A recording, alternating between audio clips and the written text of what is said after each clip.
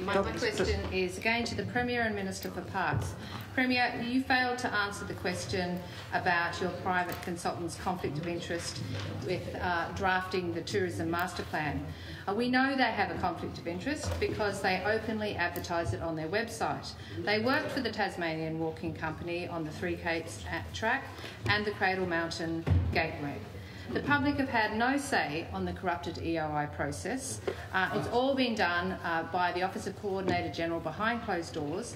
Do you really intend to hand a tourism master plan to UNESCO that's been drafted by a party with such a direct conflict of interest?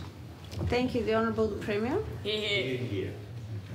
Thank you, Madam Speaker. I thank the member for the question, and without wanting to restate the point I made at length in the previous answer, there are indeed robust processes around our EOI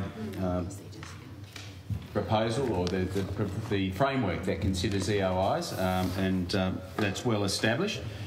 So I reject the assertions made by the member. But in relation to conflicts of interest, no, well, that is entirely untrue. Are you kidding? In relation to conflicts of interest that the members asked me about, I just want to again place on record that conflicts of interest, actual or perceived, which do occur in the course of business, that is often commonplace. And particularly in Tasmania, where some work in specialist fields, that this can occur. Regarding ERA planning, they were awarded the contract for the development of the Twa Tourism Master Plan following an open and competitive tender process. ERA planning was successful on the strength of their local Tasmanian context and knowledge. Their proposed extensive consultation program that included comprehensive engagement with Aboriginal communities and also value for money. You chose someone with the ERA Planning were also the only local Tasmanian company who submitted for the tender.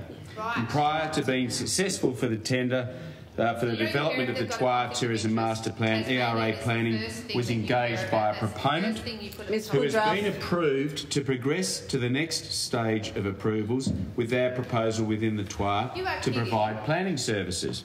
This is a long-standing, contractual arrangements with ERA were initially engaged in 2016. I can also advise, Madam Speaker, that any relevant conflicts of interest have been declared and managed appropriately.